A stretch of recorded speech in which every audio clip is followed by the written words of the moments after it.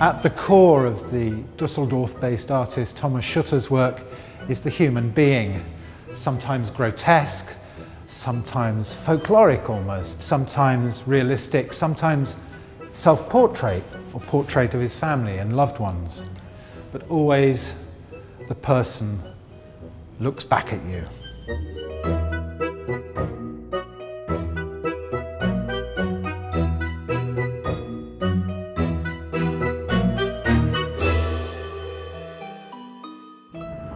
This is a very focused show for you, in terms of it just being about the figure and the face. But it was not my idea. Hans-Ulrich Obrist came with the idea, what about portraits? And I said yes within 5 minutes. And while he was talking, I made the concept, what I have in my storage, which I didn't sell over the years. But I like the concept of faces, or portraits, and then it becomes faces and figures. Because there's all sorts of problems involved in a drawing or sculpting a face or a head, aren't there? Problems of expression, how to do the eyes, what to do about hair. Yeah, but the approach is all different. There are some beauties, some horrors, some very personal watercolors. I like to work on material. I don't like so much to work on mentality, like a spin doctor or like an advertisement people. This seems to be the mainstream art world stuff, to work on the brain. But I really like to work in material. If it's a strong concept doing it, include the disasters. Don't work for the just top 3 things, but also include the things that go wrong, and suddenly you show a process and not just products. You've never seen the works together, you make them and then you only really see them when they're in a show, when it's somehow separated from you a little bit.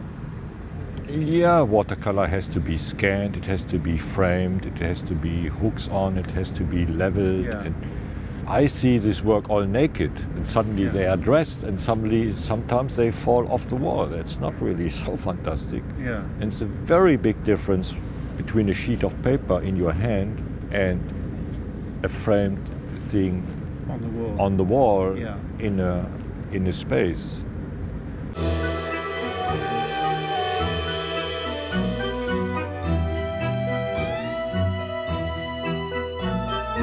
There's a great variety in this exhibition of handling and touch. There's a very strange red head, which is this, almost looks out of time somehow, with this kind of golden spackly hair. And It has 3 colors at the same moment.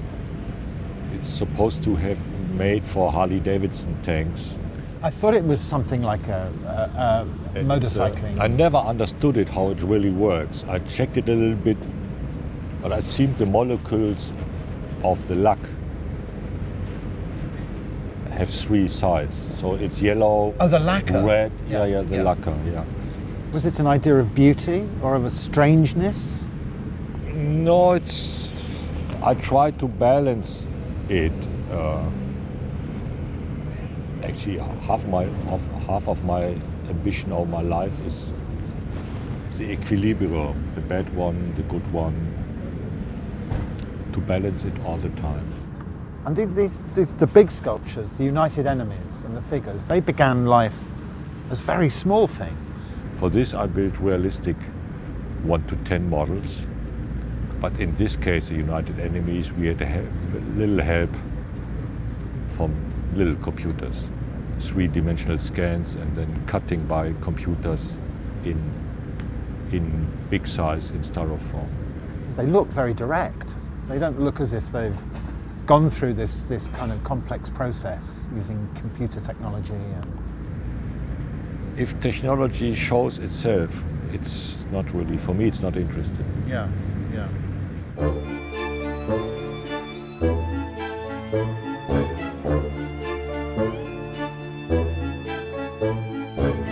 And then with the heads which are more grotesque and the figures which are more strange and almost unworldly. Actually, I made 30 of those. Ceramic. 1 an hour. So I get a dummy, which is hollow, and I make, and after 1 hour, I say, have a coffee, a cigarette, next one. So we make 6 or 7 a day.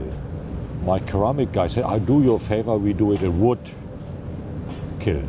So he drove them somewhere and the kiln broke down. And it was looking like Baghdad. Like Baghdad? 16 faces completely smashed and slipped open and exploded. 8 we had to throw away and 10 others we could fill the gaps. That's why we make cars and you don't see the gaps. Yeah, yeah. Many things come by chance. And there is an idea that you can't make art, but you can make art happen. That's a really big difference. If you start to make up or make art, you end up with a product. It's about letting it happen, really. Yeah, letting it happen. Letting it happen. Fooling yourself even. Tricking yourself somehow. Yeah, or doing things where you know it's wrong. Because with one touch of a finger, the whole thing can be destroyed. It also can be saved. Isn't depicting ourselves really mysterious and strange? No, it's fleeting, like everything. As soon as you think you have it, it's gone. Or you have another facet. So what feeds you now? What feeds your work? I don't know, it's demand, it's fun. I have to kill time. For instance, the weekends can be really long because you're not in the middle of doing. I get bored very easily. But basically it's sending out messages that I'm still alive.